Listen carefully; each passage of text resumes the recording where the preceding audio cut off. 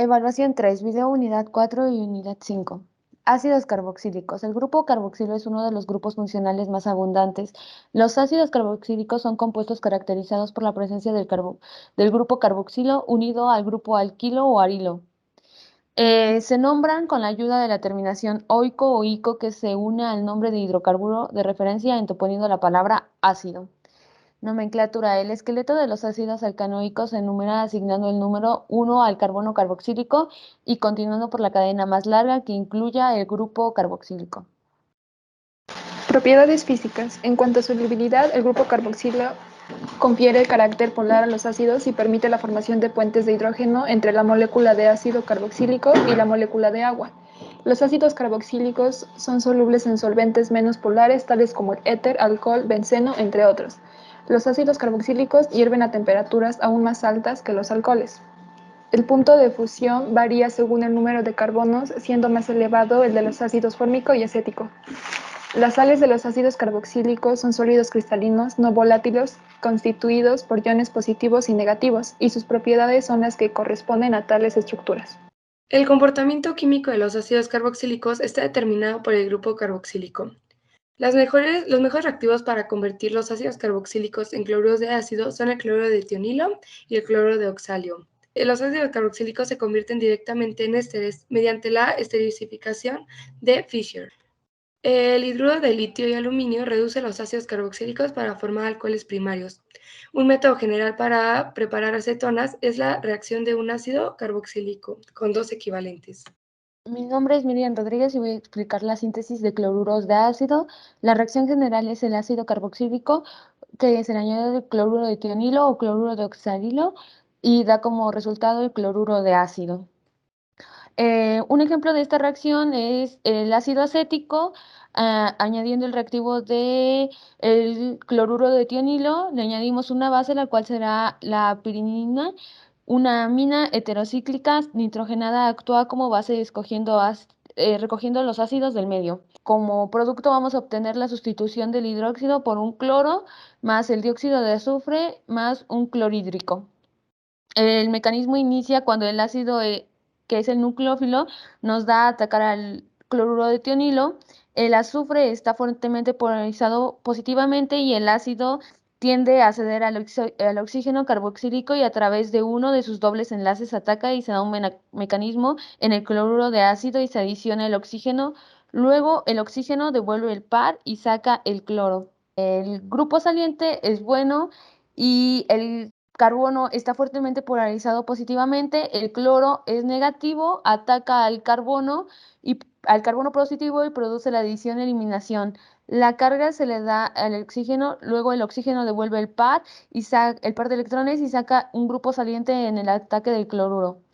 Es la adición nucleófila al carbono de ácido y se produce la eliminación cuando el oxígeno se da al par. En lugar de sacar el cloruro, sacamos el grupo de arriba. Al sacar se descompone el dióxido de azufre y el cloro se va transformando en el cloruro y con el protón se formará el clorhídrico. Luego tenemos la síntesis de esteres. El mecanismo de reacción general es el ácido más el alcohol, que nos da como producto un ester más agua.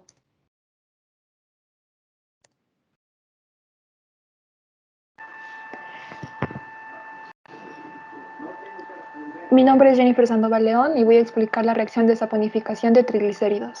La reacción química general de saponificación se lleva a cabo a partir de un triglicérido, que es el aceite, y 3 moles de hidróxido de sodio, dando como productos de reacción la liberación del alcohol y la formación de sales de 3 moléculas de ácidos grasos, que son los jabones. En el primer paso se necesita agregar hidróxido de sodio o alguna otra base fuerte para el ataque del ion hidróxido al ester. En la segunda etapa, el par de electrones del oxígeno empuja al alcohol y lo separa del ester en forma de un ion alcóxido. Además del alcóxido, también se forma una molécula de ácido carboxílico, que es un ácido graso. El ion alcóxido que se forma en la etapa anterior es una base muy fuerte y fácilmente le quita el protón al ácido carboxílico.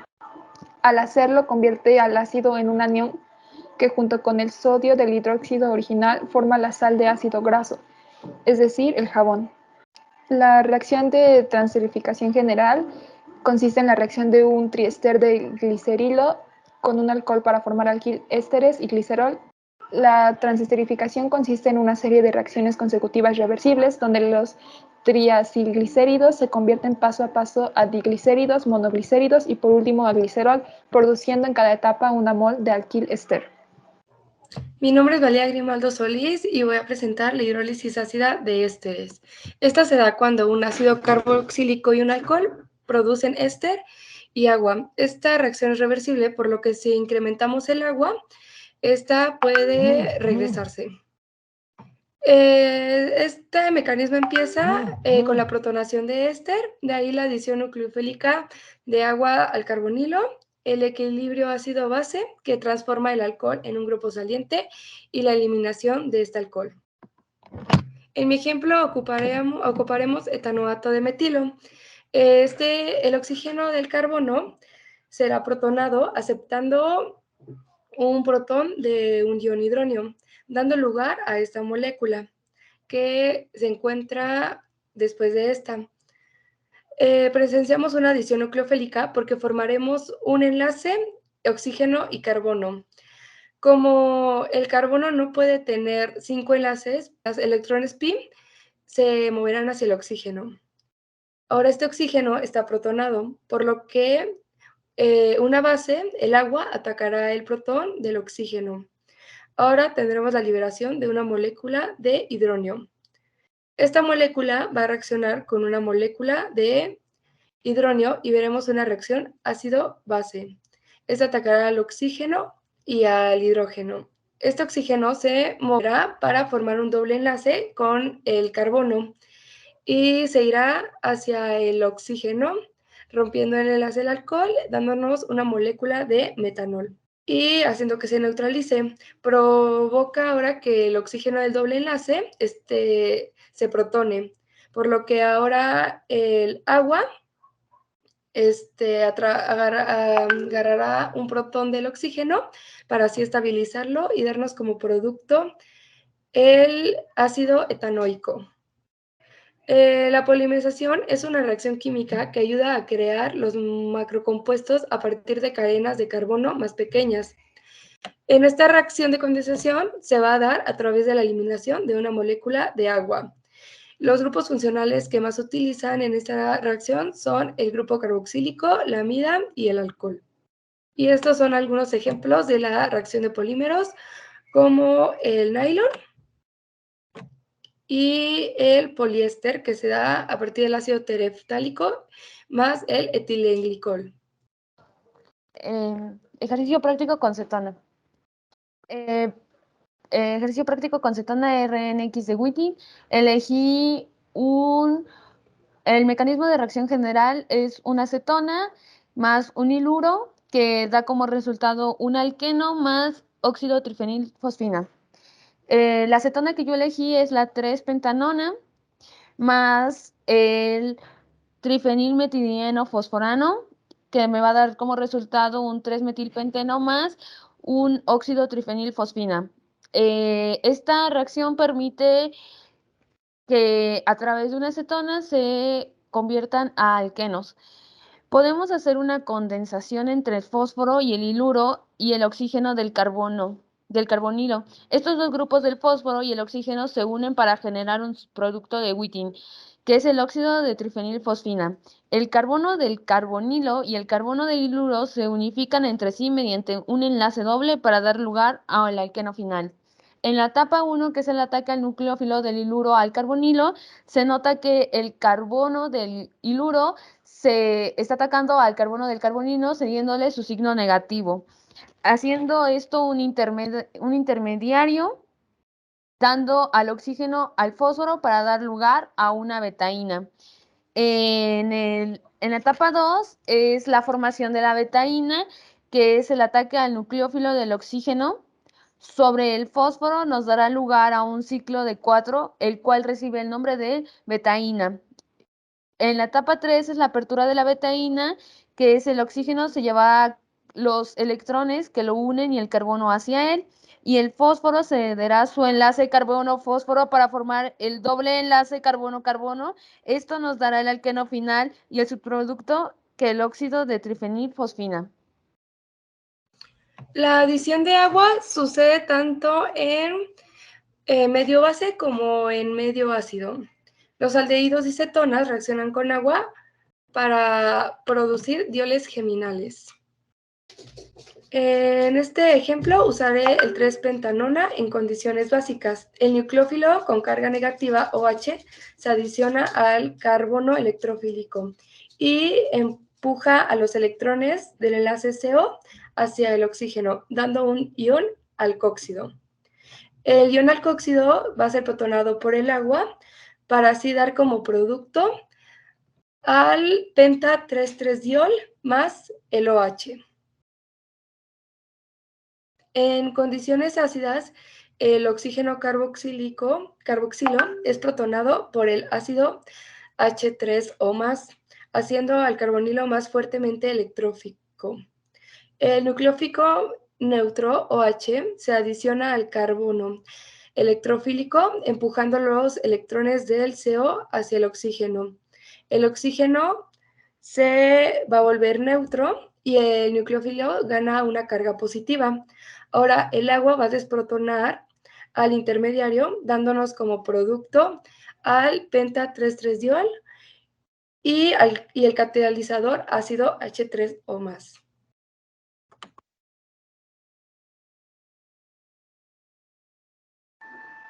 En general, la formación de la imina comienza con la adición nucleófila de la amina sobre el carbonilo electrófilo del aldehído cetona, formándose un hemiaminal como intermedio, el cual a continuación pierde una molécula de agua para conducir a la imina.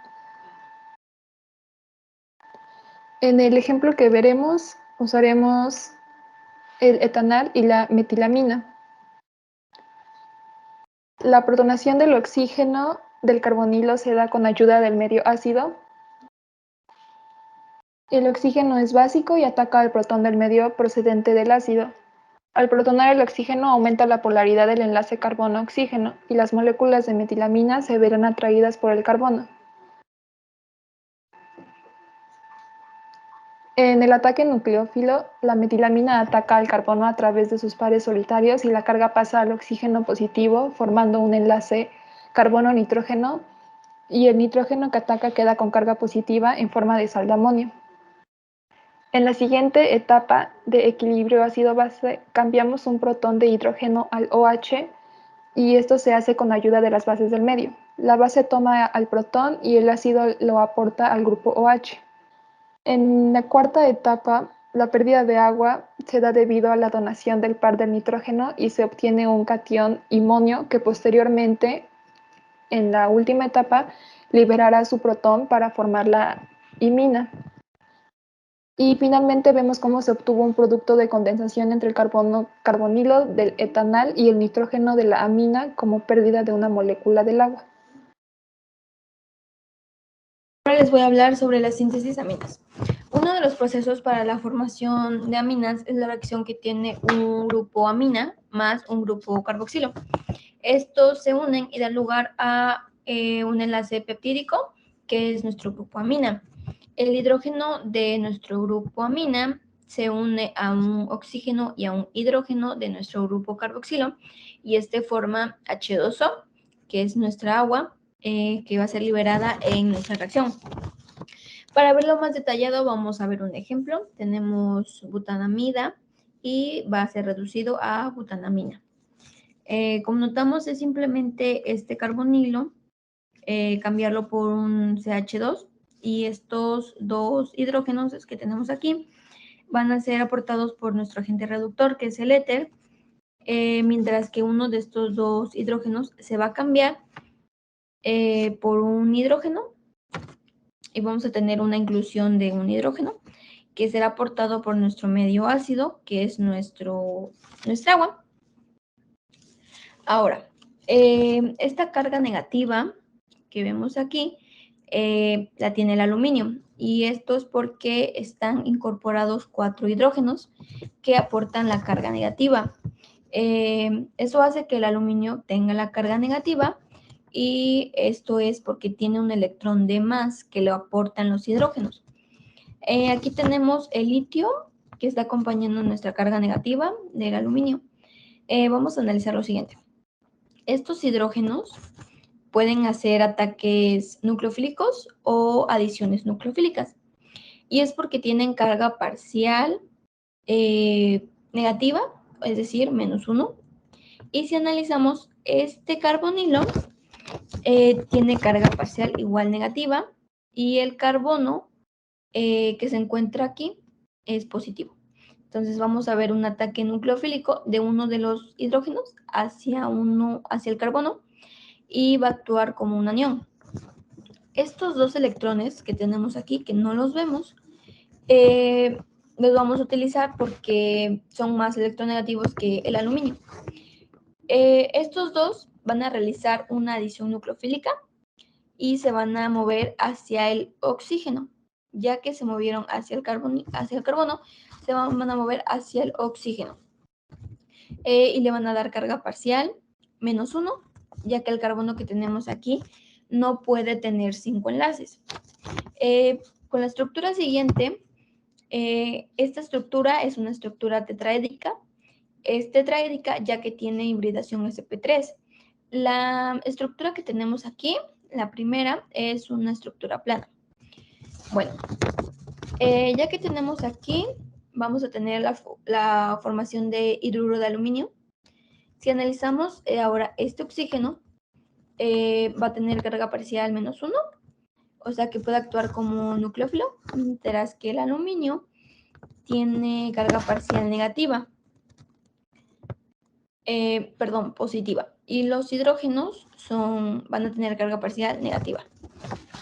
Esto hace que el oxígeno va a formar un enlace con el aluminio, dando lugar a la siguiente estructura que tenemos aquí. Ahora quien tiene carga negativa es el aluminio, porque tiene la parte de un electrón que le aportó el oxígeno y pues el enlace. Tenemos aquí la parte negativa y esto va a dar lugar a 3 hidrógenos que también aportan la carga negativa, ya que son más electronegativos que el aluminio. 2 electrones de aquí, de los hidrógenos, van a reaccionar con un protón de nitrógeno, ya que el nitrógeno puede actuar como ácido porque tiene hidrógenos que aportar y puede actuar como una base porque tiene electrones que aportar también. En este caso es para la liberación de la molécula del hidrógeno que tenemos aquí, porque recordaremos que estos 2 electrones se van a mover para darle carga formal negativa al nitrógeno. Entonces vamos a dar lugar al siguiente intermediario. Aquí el aluminio tiene 3 enlaces que pueden formar y pues es neutro. En nuestro nitrógeno, tiene carga formal negativa porque estos 2 electrones que tenemos aquí van a hacer un movimiento, los cuales van a aportar carga formal y van a hacer un doble enlace con este carbono. Ahora lo que tenemos es esto. Y pues claramente no se pueden formar 5 enlaces, entonces va a haber una ruptura de la cadena y se van a mover hacia el oxígeno. Entonces, ya teniendo esto, va a haber un movimiento de 2 electrones. 2 electrones del oxígeno se moverán y van a hacer el desprendimiento de uno de estos electrones, que entonces este anión se va a realizar una adición nucleofílica y estos 2 electrones se van a mover hacia el nitrógeno, dándole la carga al nitrógeno como negativo, ya que tenemos la inclusión de otro hidrógeno. La etapa final es esta. Como recordaremos, el medio que tenemos es agua en medio ácido o un ácido en medio acuoso, por lo que tenemos la molécula de hidrólisis. Tenemos una base que puede formar uno de estos protones y 2 electrones que pueden formar protones. Y estos 2 electrones estarían con el oxígeno, liberando la molécula del agua. Y vamos a dar lugar a nuestra butanamina.